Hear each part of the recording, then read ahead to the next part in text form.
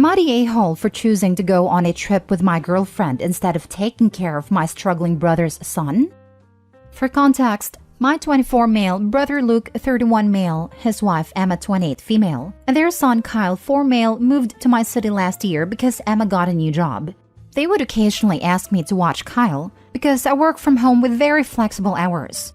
I personally do not like kids at all, but I was happy to do it at a time because I wanted to help them. It was not that often, maybe once or twice every 2 weeks, and Kyle was very well behaved. Now, the issue started near the end of last year when Luke decided to change careers. He was previously working remotely as well, but his new job required him to go to work a lot more often and make substantially less money. This left them depending on me more and more to take care of Kyle. It went from once or twice every 2 weeks to around 3 days out of the week. To make matters worse, Kyle's behavior changed drastically. To be completely honest, I can barely stand a kid anymore, constantly running around and screaming while I'm trying to work, and just overall being a little turd. My sister-in-law Emma was over the other day picking up Kyle and made some comments about getting rid of some of the dangerous furniture in my house, like tables with glass edges and stuff, so that my home is safer for their son, and made a joke about baby-proofing my house because they're planning to have a daughter. This ticked me off, but I didn't say anything. The situation hit a breaking point last Friday when I was talking about the 1.5 week-long trip I was going on with my girlfriend on the 15th. Me and my girlfriend like to travel somewhere nice at least once a month. We could not the past couple months because of Kyle, but I promised my girlfriend we would go somewhere exotic for Valentine's. Upon hearing this, they got pretty mad, asking who was gonna take care of Kyle, and that I need to stop these childish trips, and that I need to take more responsibility because I'm an uncle now. I'm not gonna lie, after hearing this, I've freaking snapped. I said that their demon child isn't my responsibility, and I'm not just gonna give up my life because they did it without a rubber. It got pretty obscene from there and some horrible things were said. They left, and we are now no longer on speaking terms. My parents and Emma's parents are on their side and extremely angry at me for refusing to pull my weight. My parents said that this is my duty, and I should be sacrificing everything to help them. It honestly got me really down, and I've cried my eyes pretty much every day since seeing those messages from my family. I'm starting to wonder if I really should be taking more responsibility. Am I the a-hole for choosing my trips over my brother and nephew? Not the a-hole. Sounds like your and Emma's parents need to start doing their duty and watching their grandchild. If they're not willing to do that, all their huffing and puffing that you need to watch Kyle is just hot air. This is not your child, and you have no weight to pull. This just reeks of trying to gang up on you because you're the youngest and you're nice, and they think you're going to cave. Stay strong and keep your boundaries. As an uncle myself, the most responsibility we should be given is to tucker out the nieces and nephews at family gathering and nothing more. Emergency childcare, sure, but suddenly the third parent? Hell no. Sounds more like they think uncle is a free nanny in daycare. They abuse his willingness to help. The uncle has all the right in the world to take his girlfriend on a trip. He could have been a lot more thoughtful and could have managed to go to the in-laws for help. Sounds like the grandparents don't like to pull that weight in raising the grandkids. Not the a-hole. Stay strong in your decision. The fact that they are planning a second child with you as their childcare answer is scary. You need to make it clear that you don't run a daycare facility. Otherwise, you will have a demon child, plus a squawking baby needing diaper changes, feedings, etc. at your home during your work hours. Not the a-hole. Your family are guilting you because none of them can be asked to take care of the son either. Sorry this is happening to you, OP, but stand your ground. You're 100% right. Sounds like your brother and sister-in-law have become entitled to your help and forgotten what it's like to be solely responsible for your kid, so they've begun relying on your help. But as you so rightfully pointed out, this is totally a them problem. Your parents are probably joining in because they know if you stop looking after Kyle altogether, they'll be relied on a lot more. Also, about your outburst, yeah, maybe not the best way to react, but they pushed you to breaking point and you snapped. Also, they were being rude and unreasonable in their expectations, so I don't expect you to respond 100% calmly and rationally either. Next story. Am I the a-hole for not splitting my daughter's college fund?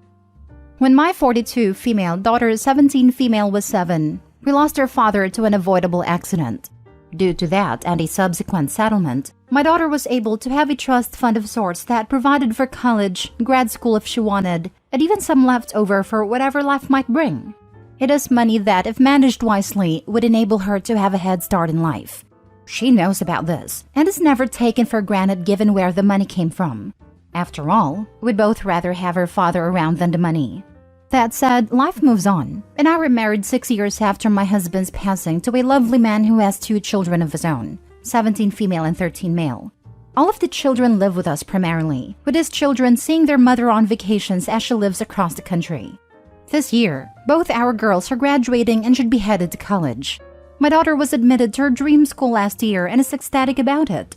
Her father was an alumnus, and she has this old sweatshirt of his that she kept to remind her of him. She cried so much when she got in, and both her stepfather and I were proud of her because she worked hard to get in.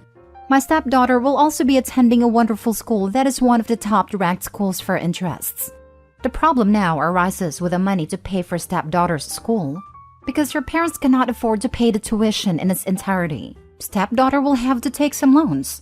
All told, she will graduate with about $40,000 in loans, which I think is still quite modest for the school she's attending, and her earning prospects post-graduation.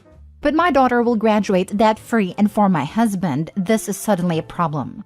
He wants us to split my daughter's fund between all 3 kids, because then they could all probably have college fully paid for. My daughter won't have much left over, and will definitely need to borrow for grad school, which she has expressed interest in attending. But according to my husband, that's okay because everyone will start off on an equal footing post-college. I think this is unfair to my daughter because 1, her father had to die for this money, and 2, this is like her inheritance from him. My husband thinks that they are all siblings and she should be happy to share the money with them if it means giving her siblings a head start in life. I absolutely do not want to put her in the position of being guilted into saying yes if she doesn't want to.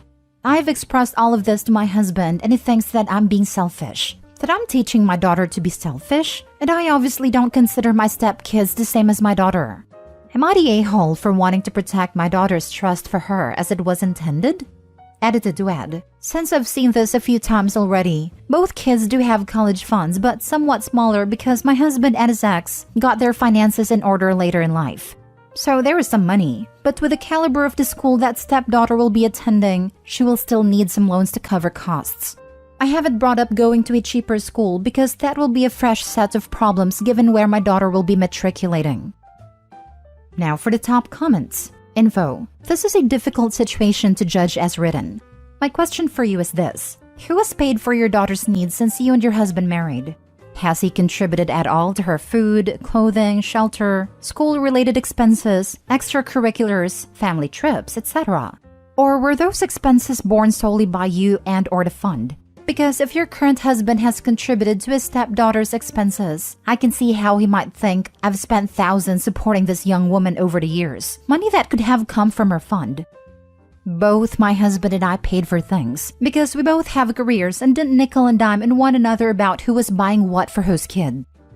Not the a-hole. That settlement was for your deceased husband's children, not your future children, and certainly not someone else's. I agree, not the a-hole. The money is for your deceased husband's children, not your current husband's children. Keep your stance. This is your daughter's money from her father. The other children have money from their father. To me, your current husband is the a-hole for even suggesting it. Right? This needs to be nipped in the bud and not even open for discussion. OP. This is her inheritance from her father. It is from his death. Circumstances stole her father from her. I am not going to take away what he was able to give her. This is not open for discussion. Also, $40,000 is not that bad, and if she doesn't want debt, she can go elsewhere. That's not necessarily for you to bring up, but her father should. Next story. Am I the a-hole for not giving my son my car to pay off his debt? Let's start from the very beginning. Over 20 years ago, I divorced my then-wife. I had 2 kids with her, my oldest son and my youngest daughter. I always had a very good relationship with my son. He was my one and only. At age 17, my son moved in with me and my girlfriend. I always try to get my daughter to move in too, but she refused. I tried to make it nice for us, but soon I realized that having another mouth to feed was emptying my bank account faster than I could see. I soon jumped from workplace to workplace and asked all my friends for money, which I barely was able to pay back. So, I started asking my son for money. He paid for groceries here and there over the years. Then he helped me with some bills and even got a credit card on his name for us to use, since I couldn't get one due to my debt. It went well for a few years, but still my money was always on the low. I forgot to pay my car insurance for a few months and they ended my contract. So I created a new one with my son's name on it. I asked him, of course, as always, so he always knew what he was getting himself into. Soon, he moved out and moved in with his girlfriend. She was a very nice girl, or so I thought. He soon asked me to pay him back some money since now he had some credit card debt. He did the math and it summed up to around $10,000. I really didn't have that kind of money and he knew that, and he soon went no contact. He visited me and we talked normally for some time. Then he started asking me for my car. He asked me if I could give him my car so he could sell it to pay off his debts. I told him no immediately. I needed a car for my new job since it was in the neighboring city. He told me to take the train and bus and that there were cheap tickets and my job could help me get a permanent ticket. I told him that I couldn't do that. That was at the end of 2021. I told him if I didn't have the money for his debt until January of 2022, he could have the car. After that conversation, he went no contact again. January came and I didn't have the money. I really couldn't bring it up and I told him that. He asked me about my promise and a car, but I know I didn't promise him anything. I told him I still need a car. We had a long fight over the phone in which his girlfriend said that a loving father wouldn't do something like that to his son, with which she meant all the money I took from him. And with that statement, she was dead to me. I got diagnosed with depression due to the situation. I do regret my mistakes, but I think he made me suffer enough. I miss my son, but until he apologizes for treating me like this, I don't want to have anything to do with him either. I feel so torn. My daughter isn't there for me either. Am I the a-hole? Now for the top comments. You're the a-hole and the worst kind of deadbeat. He's worse than a deadbeat. He's racking up debt in his son's name and refusing to pay him back. There's a 0% chance the son's credit card debt isn't related to Opie's spending. I like how it's also somehow the new girlfriend's fault, who Opie thought was a nice girl, that the son doesn't want to be financially used anymore. I was waiting for why she wasn't nice. Oh, she dared stand up for her son. Jeez, you're the a-hole, Opie. I'm the daughter and my father, Opie, sent me this post so I can defend him in the comments. I won't be doing that though, lol. Please take this deadbeat to court and use this post as evidence he agreed to pay your brother back. Let me tell you something. My brother took my father to court together with a computer firm. My father bought an $800 screen under my brother's name but couldn't pay for it, so the company sued my brother. He then went to a lawyer to show them other things he's done under my brother's and even my name, things he didn't even know about. He could clear his name and is now going to court with a company against my father. Your father is a trash. I'm sorry you and your siblings have a selfish mooch of a father. Last story. Am I the a-hole for calling the police when the people I was babysitting for would not answer their phone? Hi, I'm 14 and I babysit for a few people in my neighborhood. On Friday, I was babysitting for a couple that moved into the city from the south. They're only a block from my house, so my parents were okay with me staying there until 10 as they said they would be home by 9. They did not get home at 9. At quarter to 10, I started texting them to see if they were on the way. Then I called my parents. My mom came over because I was getting worried. It had snowed pretty bad on Friday and they weren't answering. At 11:30, we phoned the police as I was freaking out. The police got their names and address and I guess found their license plates like that. They found them in about 25 minutes. They were at their friend's house. They called me and they were mad that I called the police. I promise, I wouldn't have called the police if they had answered my texts or calls, and my mom was concerned as well. I didn't call to get them in trouble. I was worried. But they told my mom that I'm not mature enough to be babysitting if that's how I'm going to behave. I feel kind of bad that the police made them come home from their friend's house. But I think that they should have answered the phone. What if there was something wrong with their kids? Not the a-hole. The parents were taking advantage of you. You did everything you should have, including trying to reach them, contacting your mother, and then contacting the police. You've done nothing wrong. The parents are angry at being caught out on bad behavior. Yes, this was the epitome of maturity. Opie had valid reasons to be worried. They were the jerks here, not you, OP, and not your mom. If they were responsible parents, they would have answered your calls. Or, gasp, gotten home on time as promised?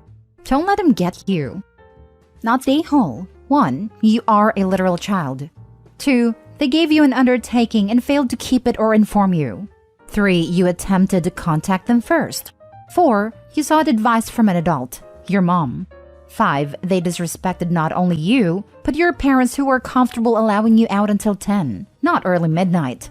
6. You had no option to just go home when they didn't show, because you were still responsible for their children. They're a-holes, and you should warn other babysitters off them. Not the a-hole OP. But for clarity, I think they only phoned police at 11:30. It then took 25 minutes for police to locate them. At the very least, it would be another half hours for them to be home because police are gonna do a quick interview there and then before releasing them home. It's gonna be well after midnight. Never babysit for them again, OP. Not the a-hole. 3 things. 1. You said they moved to your city from the south. I assume you mean a state that doesn't get a lot of snow? I live in Canada, and when it snows here, the people who have lived here their entire lives forget how to drive. They could have been in an accident. 2. They were jerks for not giving you the phone number of the place they were going to be. Cell phones run out of power and get left in purses. They should have given you contact information. 3. You got advice from your mom. You didn't do this without thinking it through, or out of spite. You had legitimate concerns, and they were enough for your mom to agree that calling the police was a good idea. You did the exact right thing. They were upset because a 14-year-old girl was more responsible than they were.